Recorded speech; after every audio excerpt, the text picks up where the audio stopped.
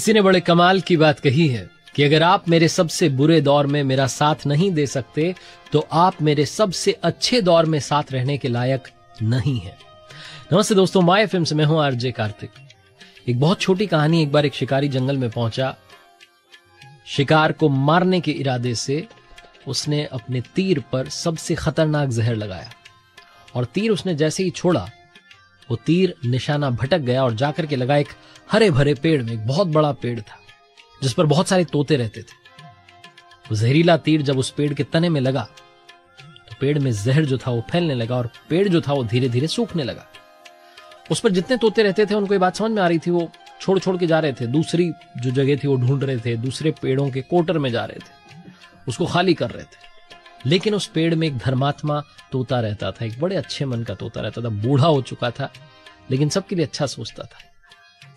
वो जो बूढ़ा तोता था वो जाता, दिन में अपने लिए भोजन लेकर आता, फल खाकर आता, दाने खाकर आता, लेकिन वापस शाम में आ जाता उसी कोटर में।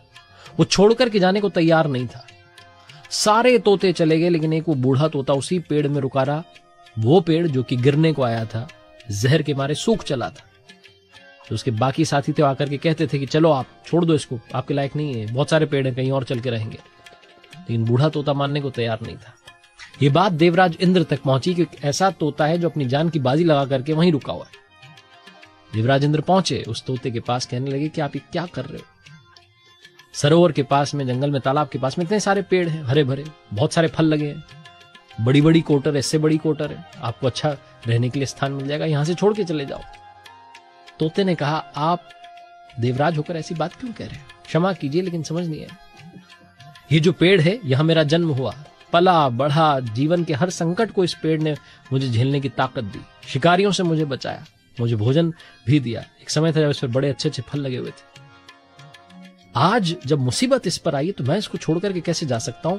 मैं यहां से कहीं नहीं जाऊंगा।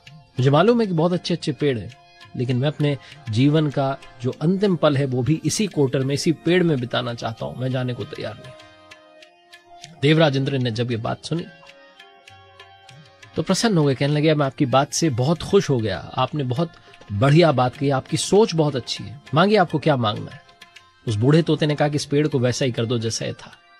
देवराज इंद्र ने अमृत से उस पेड़ को सींच दिया, वापस वो हरा भरा हो गया, वापस उस पर तोते आकर के रहने लगे।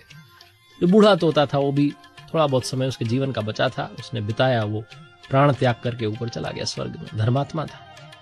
छोटी सी कहानी है लेकिन सिखाती है कि जब बुरा दौर आता है किसी भी इंसान की लाइफ में तो इमोशनली टूटा हुआ होता है। उस समय में अगर आप उसे छोड़ करके चले जाएंगे तो आपसे बुरा कोई नहीं है।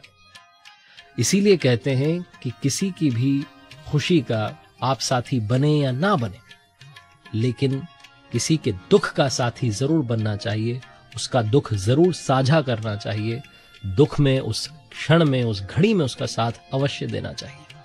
एक बार फिर से वही बात कहूंगा जो अक्सर आपसे कहता हूं, प्रभु के आशीर्वाद, अपने परिवार के प्यार और अपनी मेहनत के दम पर कर दिखाओ को जैसा कि दुनिया करना चाहे आपके जैसा। याद रखिए, हर सोमवार सुबह 9:30 बजे मेरे साथ देखिए एक नई कहानी और हर शुक्रवार सुबह 9:30 बजे देखिए मेरे साथ लर्निंग सीरीज का एक नया वीडियो। अगर आप कुछ अच्छा सुन रहे हैं तो माय एफएम सुन रहे हैं। किसी ने बड़े कमाल की बात कही है कि अगर आप मेरे सबसे बुरे दौर में मेरा साथ नहीं दे सकते तो आप मेरे सबसे अच्छे दौर में साथ रहने के लायक नहीं है। नमस्ते दोस्तों, माय एफएम से मैं हूं आरजे कार्तिक। एक बहुत छोटी कहानी। एक बार एक शिकारी जंगल में पहुंचा। शिकार को मारने के इरादे से उसने अपने तीर पर सबसे खतरनाक जहर लगाया और तीर उसने जैसे ही छोड़ा वो तीर निशाना भटक गया और जाकर के लगा एक हरे भरे पेड़ में। एक बहुत बड़ा पेड़ था जिस पर बहुत सारे तोते रहते थे। वो जहरीला तीर जब उस पेड़ के तने में लगा तो पेड़ में जहर जो था वो फैलने लगा और पेड़ जो था वो धीरे धीरे सूखने लगा। उस पर जितने तोते रहते थे उनको ये बात समझ में आ रही थी। वो छोड़ छोड़ के जा रहे थे, दूसरी जो जगह थी वो ढूंढ रहे थे, दूसरे पेड़ों के कोटर में जा रहे थे, उसको खाली कर रहे थे। लेकिन उस पेड़ में एक धर्मात्मा तोता रहता था। एक बड़े अच्छे मन का तोता रहता था। बूढ़ा हो चुका था लेकिन सबके लिए अच्छा सोचता था। वो जो बूढ़ा तोता था वो जाता, दिन में अपने लिए भोजन लेकर आता, फल खाकर आता, दाने खाकर आता, लेकिन वापस शाम में आ जाता उसी कोटर में। वो छोड़ करके जाने को तैयार नहीं था। सारे तोते चले गए लेकिन एक वो बूढ़ा तोता उसी पेड़ में रुका रहा। वो पेड़ जो कि गिरने को आया था, जहर के मारे सूख चला था।